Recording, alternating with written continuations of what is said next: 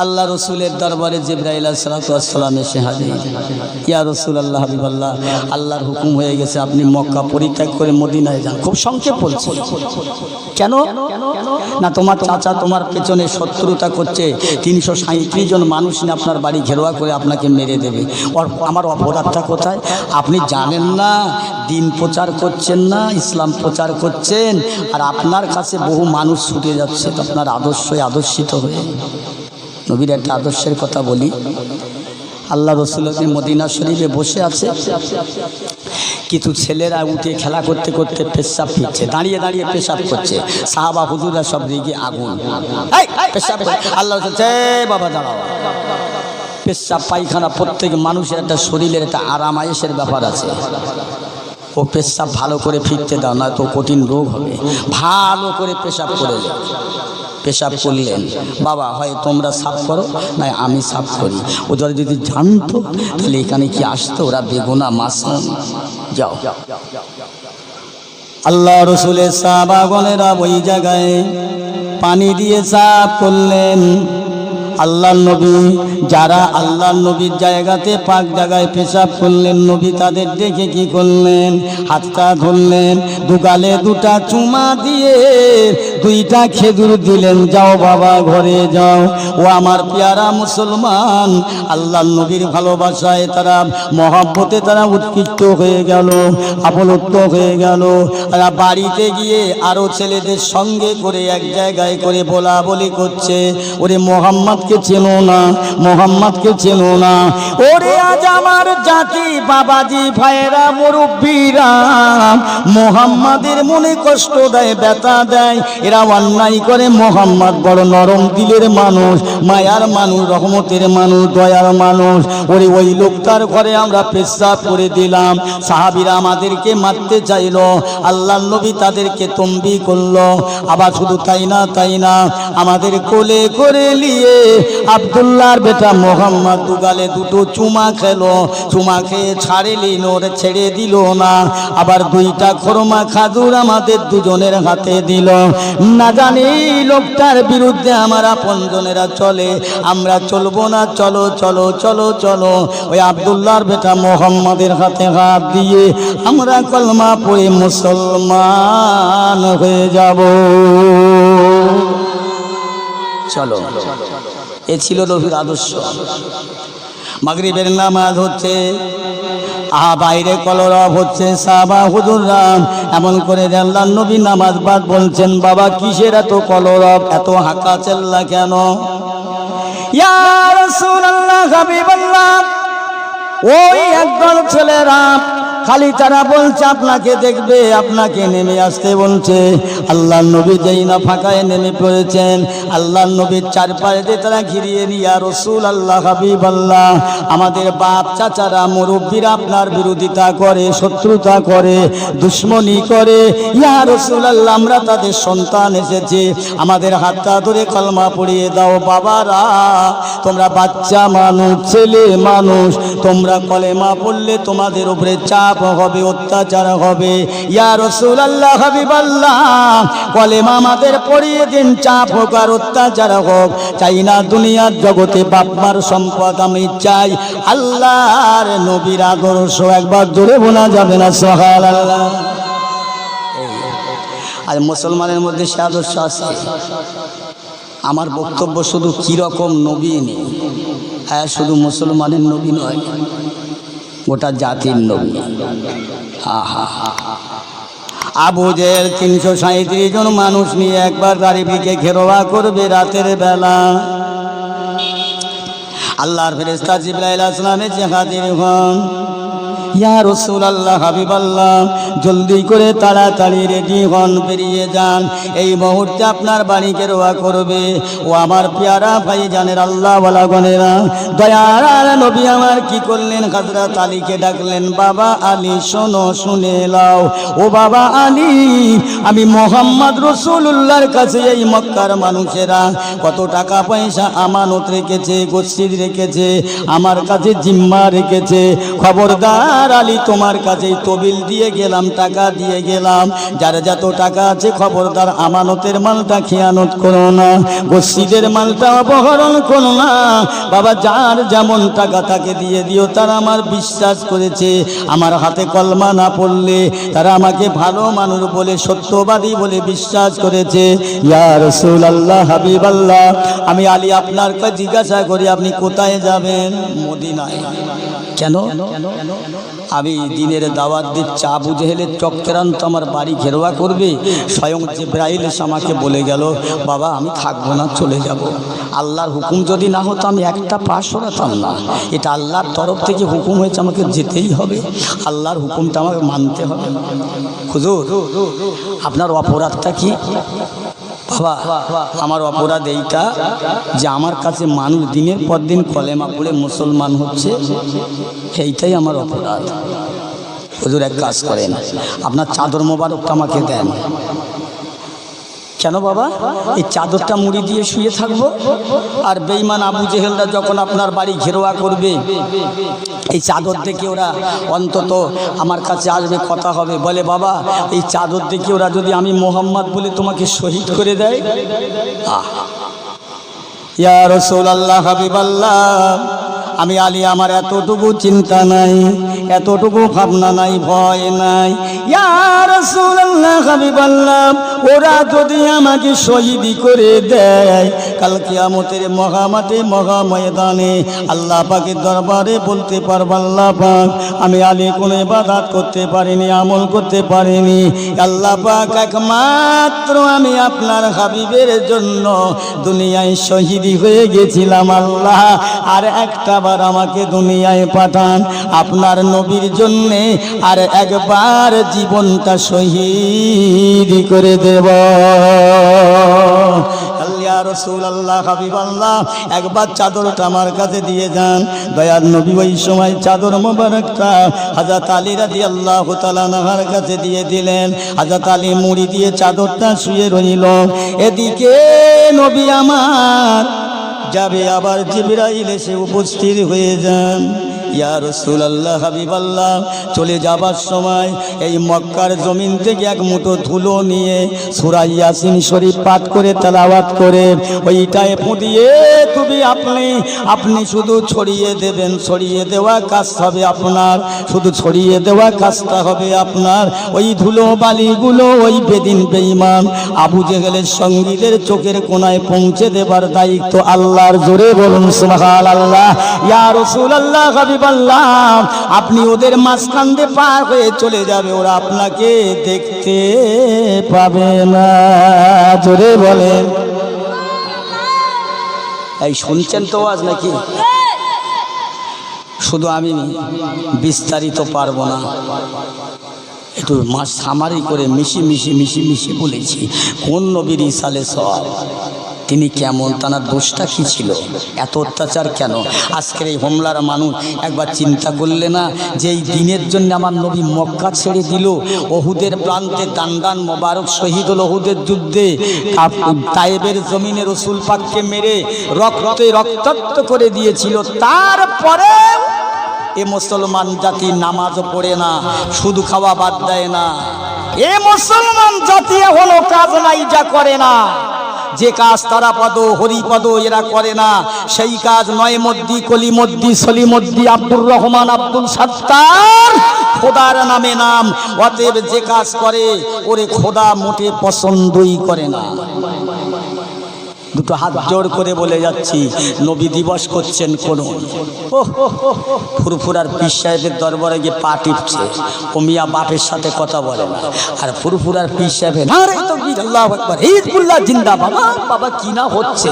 এই মিয়া, আমি ফুরফুরার বিরোধী নয়, আমার বক্তব্য হলো আইন শৃঙ্খলা নিয়ম নীতির উপরে থাকতে হবে, তবে না নবীর উম্মত, তবে না নবী দিবস দিয়ে কাজ হবে, বুঝছেন? এক জায়গায় জলসায় গিয়েছি, কমিটির ছেলেরা এসে বলছে হুজুর আমরা সব এই জলসাটা যা আমাদের বহু টাকা বাজেট, এই জলসায় হুজুর অনেক টাকা খরচা। কত গো? বলছে হুজুর 7 লাখ টাকা খরচ। আরে সর্বনাশ, 7 লক্ষ টাকা খরচ! বাবা তোমরা কমিটি কতজন? হুজুর 60 থেকে 65 কি 70 জন হবে।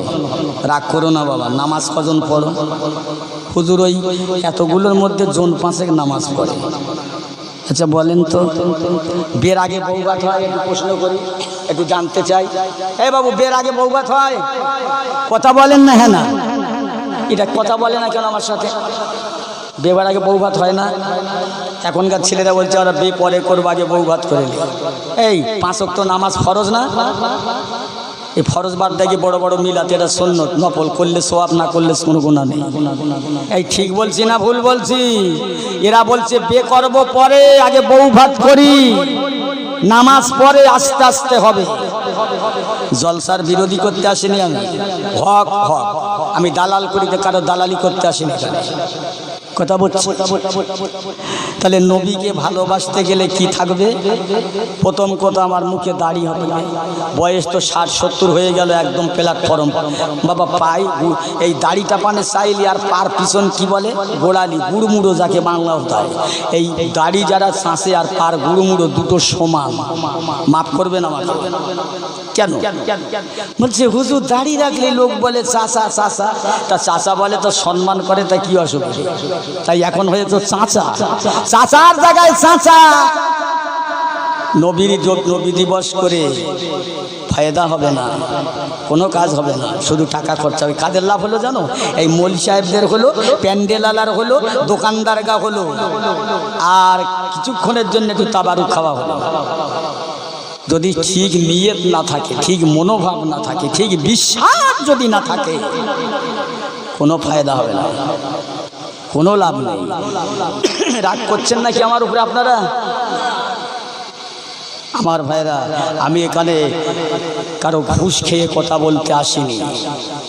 ইসলাম সত্য, সত্য কোরআন সত্য। কি হলো? আমার আল্লাহ কোরআন পাকে জানালেন, বিসমিল্লাহির রহমানির রহিম, ওয়ালা তাহিনু ওয়ালা তাহজানু ওয়া আনতুমুল আ'লাউনা ইন কুনতুম মুমিনিন। আল্লাহ পাক বলে, দুনিয়ার বান্দা বান্দি, দুনিয়ায় অন্য কোনো রং দেখবি না, অন্য কোনো রং দেখিস না, দুনিয়ার কোনো চাকচিক্য দেখবি না, বৈভব দেখবি না। আমি আল্লাহ বলছি তোরা পরিপূর্ণ পরিপূর্ণ পরিপূর্ণ পরিপূর্ণ 1 নম্বর মুসলমান হয়ে যা, তামাম দুনিয়া তোর দুশ্মন হয়ে যাবে, আমি আল্লাহ তোর বন্ধু হয়ে যাব। এই দুনিয়ার মানুষ জগৎ জোড়া মুসলমান। ইন কুনতুম মুমিনিন, 1 নম্বর মুমিন হলে আমি আল্লাহ তোর হয়ে যাব। আমি আল্লাহ যখন তোর হয়ে যাব, তুই আমার হয়ে যাবি। জেনে রাখ, তামাম দুনিয়ায় যাহা কিছু আছে সব তোর তাবেদারি করবে। জোরে বলুন সুবহানাল্লাহ। ভাইরা আমার, দোস্তেরা, কোথার প্রসঙ্গে কথা বেড়ে যায়। শাহ সুফি আব্দুল মোমেন সাহেব রহমতুল্লাহ আলাইহি, যিনি বাকুল শরীফের জমিনে শুয়ে রয়েছেন, 1 তারিখে এসে বলছে, মেজে ভাই, আমার মেজে হুজুর কেবলা আপকে বলছে, মেজে ভাই, আল্লাহ কোরআন পাকে বললেন, ওয়ালা তাহিনু ওয়ালা তাহজানু ওয়া আনতুমুল আ'লাউনা ইন কুনতুম মুমিনিন। আল্লাহ সত্য বলেছে, সত্য বলেছে। ও মেজো ভাই, আল্লাহ বলেছে বান্দা তোরা আমার হয়ে যা, আমি তোদের হয়ে যাব। সত্যি আল্লাহর ওয়াদা আল্লাহ কোনোদিন ভঙ্গ করে না, আল্লাহর প্রতিশ্রুতি আল্লাহ কোনোদিন বন্ধ করে না। মেজে ভাই, আমি জঙ্গলে এসেছি আসরের নামাজ পড়ার জন্য, একটা বাঘ দৌড়ে আসছে। আমি আব্দুল মোমেন বলেছিলাম, এই জঙ্গলার বাঘ আজকের যদি ফুরফুরার জমিনের দাদা পীর সাহেব কেবলার নেক দোয়া যদি আমার নসিবে হয়ে যায়, তামাম কবরবাসীদের নেক দোয়া যদি আল্লাহ আমার নসিবে করে দেয়, এ জঙ্গলার বাঘ আমারে খাওয়া তো দূরের কথা, আমারে পাহারা দে। মেজো ভাই, 7টা বছর দিন রাত পার হয়ে গেল, একটা বাঘ আমার বাম দিকে, একটা ডান দিকে, তাদের খাওয়া দাওয়া ত্যাগ করে আমি আব্দুল মোমেনকে পাহারাদার হয়ে গেল। তারা ডিউটি দিচ্ছেন অন্য বাঘ যাতে হামলা না করে। একবার জোরে বলা যাবে না সুবহানাল্লাহ? জোরে বলতে পারেন না সুবহানাল্লাহ?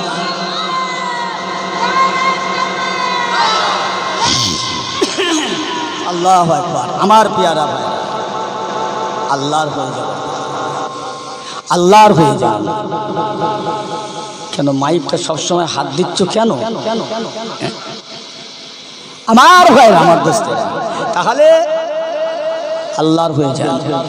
আমার আল্লাহ পাক দিন দুনিয়ার বাদশা দয়ার নবীকে হযরতে জিবরাইল আলাইহিস সালাম বলে গেলেন, ও ইয়া রাসূলুল্লাহ হাবিবাল্লাহ, ওই বালিটা নিয়ে ওই কাফেরদের দিকে ছড়িয়ে দেবেন, এইটা আপনার কাজ। আর এই গলি বালিগুলো ধুলোগুলো ওই বেদিন বেঈমানের কাফেরদের চোখের কোণায় পৌঁছে দেওয়াটাই হবে আল্লাহর কাজ। ওরা চোখ নিয়ে ব্যস্ত হবে, চোখ নিয়ে যে যার লোগোড়াতে থাকবে, ওই ফাঁকে ওই অবস্থায় আপনি বেরিয়ে যাবেন। আল্লাহর নবীকেই সুযোগ দিলেন, বলে দিলেন, ভাইয়েরা আমার দোস্তের আব্বা জানেরা, এদিকে হযরত আলী রাদিয়াল্লাহু তাআলা নবীর জায়গাতে আমার ভাই চাদরটা মুড়ি দিয়ে শয়ন করে আছে। বেঈমান আবু জেহেলের লোক দলেরা বাড়ির মধ্যে ঢুকে দেখতে পেল আমার মুহাম্মাদের গায়ের চাদর মোবারক।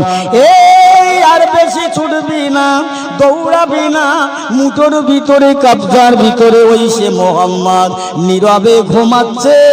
আবু জেহেল ঘোষণা করে দিল, এই খবরদার, ঘুমন্ত মানুষকে কতল করা যাবে না।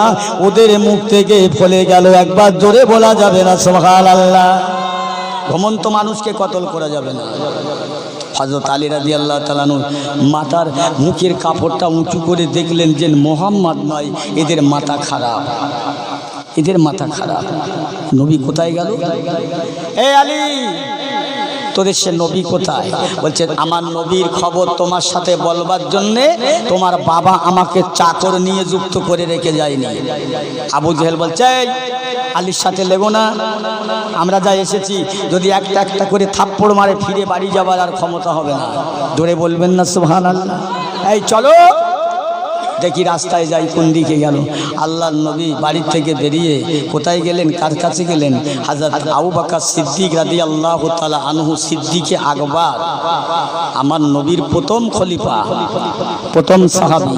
কাছে গিয়ে সালাম, আল্লাহর নবী গিয়ে দরজার ধারে গিয়ে বলছে, ইয়া আবু বকর, লাব্বাইকা, আসসালামু আলাইকা ইয়া রাসূলুল্লাহ।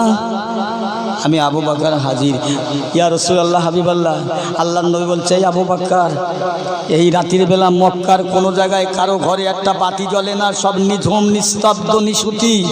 অতএব আমি তোমাকে একবার ডাকলাম, আমার এক ডাকে সাড়া দিলেন। তুমি কি রাতের বেলা ঘুমাও না? তুমি কি রাতের বেলা ঘুমাও না? আল্লাহ রসুলের সাহাবী আবু বকর বলছেন, ইয়া রাসূলুল্লাহ, হাবিবাল্লাহ, আমি আবু বকর সেই দিন থেকে আজ পর্যন্ত 6 মাস হয়ে গেল। আপনি মক্কার বৈঠকে একদিন বসে বলেছিলেন, বাবা আবু বকর, মনে হয় আর মক্কায় বেশি দিন অবস্থান করা যাবে না, না জানি মক্কা ছেড়ে দিতে হবে। ইয়া রাসূলুল্লাহ, হাবিবাল্লাহ, আপনি যেটা বলেন সত্য বলেন, মিথ্যা বলেন না। আমি আবু বকর, এটা আমার বিশ্বাস। ইয়া রাসূলুল্লাহ, হাবিবাল্লাহ, আপনি যখন এই কথাটা আমার শোনালেন, আমি আবু বকর সেই দিন থেকে আমি সারাটা দিন মাঠে ময়দানে খাটাখাটনি করে আমার বিবি ছেলেমেয়ের বাপ মার মধ্যে রুজি সন্ধান করে সন্ধ্যা হলে বাড়ি আসি, এশার নামাজ পড়ে তাহাজ্জুদের নামাজটা পড়ে। ইয়া রাসূলুল্লাহ, সেই দিন থেকে আজ এই দিন পর্যন্ত 6টা মাস হয়ে গেল আমি আবু বকর কোনোদিন বালিশে মাথা দিয়ে ঘুমাই না। কি ভালোবেসেছে! ইয়া রাসূলুল্লাহ, ইয়া হাবিবাল্লাহ, আমি আবু বকর আমি তামাম রাতটাই দরজায় পিঠটা লাগিয়ে কানটা দিয়ে দাঁড়িয়ে থাকি, না জানি আপনার মক্কা থেকে মদিনায় যাবার সময় কবে হবে, কোন দিন হবে। আমি আবু বকর রাতের বেলা ঘুমিয়ে যাব, আর আপনি এসে বাবা কাতরাবেন, ডাকবেন, আমি আবু বকর বিয়াদবি করে ফেলবো। ইয়া রাসূলুল্লাহ, হাবিবাল্লাহ, এই জন্যে আমি তামাম রাত দাঁড়িয়ে থাকি। কবে যাবেন এটা তো নির্দিষ্ট বলে দেন নাই। আমার নবী বলছে, বাবা আবু বকর, আজকের সেই দিন আমার বাড়ি ঘেরোয়া করেছে বেঈমান আবু জেহেল 337 জন জনগণকে নিয়ে। এ আবু বকর, আমার আলীর সাথে তরজমা হচ্ছে, এসো বাবা, দেরি করো না। আবু বকর একটা পুঁটলি মাথায় নিয়ে নিজের কাপড় জামাগুলো নিয়ে হুজুরের সঙ্গে চলতে লাগলেন। আমার নবী বললে, বাবা আবু বকর শোনো, এ তোমার বাল বাচ্চা কি হবে, তোমার আব্বা মা কি হবে, তোমার সন্তান সন্ততি কি হবে? আল্লাহ রাসূলের সাহাবী আবু বকরের চোখ দিয়ে ঝরঝর ঝরঝর করে পানি আসে। ইয়া রাসূলুল্লাহ, হাবিবাল্লাহ, আমার বাপ মা বিবি বাচ্চা ছেলে মেয়ে আমি আপনার কদমে কুরবান করে দিলাম। আমি আবু বকর আপনার জন্য আমি কুরবান হয়ে যেতে রাজি আছি। চাই না একমাত্র আমার বাপ মা ছেলে পিলে বাল বাচ্চার জিম্মা রেখে গেলাম আল্লাহ রাসূলকে। জোরে বলুন সুবহানাল্লাহ।